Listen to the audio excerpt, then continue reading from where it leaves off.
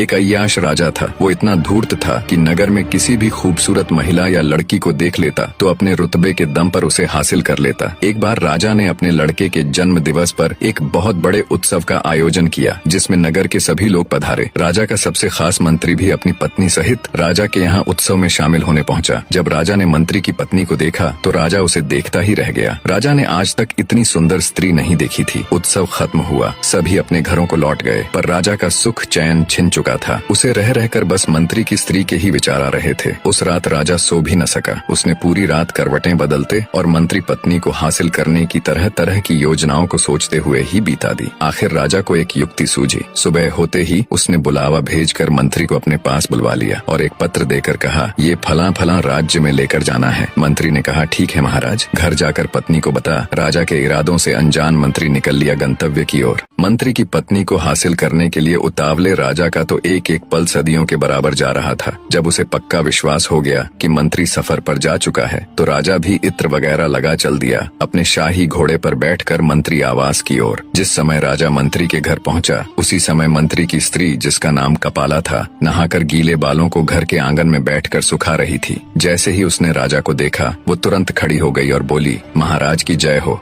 राजा ने हाथ उठा। मंत्री वधू कपाला का अभिवादन स्वीकार किया। बोली, कहिए महाराज, आज इधर कैसे आना हुआ? राजा बोला, कुछ खास काम नहीं, बस इधर से गुजर रहा था तो सोचा क्यों न अपने खास मंत्री के घर सब ठीक ठाक है कि नहीं, हाल चाल लेता चलूं। मंत्री वधू कपाला ने राजा को बिठा इज्जत और सेवा भाव से उसकी खूब खातिरदारी की और अच्छे अच्छे पकवान बना राजा के सामने पेश किए। राजा वहाँ खाना थोड़े न खाने गया था, थोड़ा बहुत खा पी अपने इरादे जाहिर करते हुए उसके हुस्न की तारीफ में बोला, मैंने आज तक अपनी जिंदगी में तुम जितनी खूबसूरत स्त्री नहीं देखी। राजा के बुरे इरादों को मंत्री वधू कपाला पहले ही ताड़ चुकी थी। वो एक समझदार और पतिव्रत नारी थी जो राजा के घर आते ही समझ चुकी थी कि राजा ने जानबूझकर उसके पति को बाहर भेजा है ताकि राजा उसे अपने जाल में फंसा अपने बुरे इरादों को अंजाम दे सके। कपाला बोली, महाराज एक बात बताए, शेर जंगल का राजा होता है, क्या जंगल के राजा को ये शोभा देता है कि वो झूठन खाए और गंदगी में मुंह मारता फिरे? जब एक न्याय देने वाला ही अन्याय करने लग जाए तो प्रजा कहाँ जाएगी? महाराज, आपको ये बिल्कुल शोभा नहीं देता कि आप अपने मंत्री की स्त्री से ऐसी बातें करें। मंत्री वधू कपाला के मुख से ऐसी समझदारी और आंख खोल देने वाली बातें सुनकर राजा खुद पर बहुत शर्मिंदा हुआ। उसे अब बहुत अफसोस हो रहा था। उधर मंत्री कुछ दूर ही चला था, तभी उसे ख्याल आया कि राजा का दिया हुआ पत्र तो घर ही भूल आया है। उसने तुरंत अपना घोड़ा मोड़ा और घर की तरफ दौड़ा दिया। मंत्री जब घर पहुंचा और घर के बाहर राजा का घोड़ा देखा तो उसके पैरों नीचे से जमीन निकल गई। उसे सारा माजरा समझते देर न लगी। मंत्री की पत्नी राजा के साथ रंगरेलियां मना रही है। यही सोच सोचकर मंत्री के खून का पानी बनते देर न लगी। फिर भी मंत्री खून का कड़वा घूंट पी गया और चुपचाप जाकर वो पत्र उठाया और बिना किसी की नजरों में आए, बिना किसी से कुछ कहे सुने घर से निकल गया और राजा की बताई जगह पर वो पत्र पहुंचा दिया। पत्र पहुंचाकर जब मंत्री राजा के सामने हाजिर हुआ तो राजा ने बहुत सारे हीरे जवाहरात इनाम के तौर पर मंत्री को दिए। मंत्री ने वो सारे हीरे जवाहरात ज्यों के त्यों अपनी पत्नी को दिए तो उसकी पत्नी ने कहा, ये इतना सब कहाँ से आया? मंत्री बोला, ये उसे राजा ने तोहफे में दिया है और उसके मायके छोड़ आया। ऐसे ही समय बीतता गया। ना तो मंत्री ने उसकी कोई खोज खबर ली और ना ही उसे लाने गया। जब इस बात को बहुत दिन हो गए तो मंत्री की पत्नी के भाई आखिर थक हार कर मंत्री के पास पहुँचे और कहा कि वो उनकी बहन को लेने क्यों नहीं आ रहा। तब मंत्री ने कहा, मैंने उसके प्रति अपने सभी कर्तव्य पूरे कर दिए हैं, वो अब मेरी जिम्मेदारी नहीं। मंत्री वधू कपाला के भाई राजा के सामने पेश हुए और मंत्री की शिकायत की।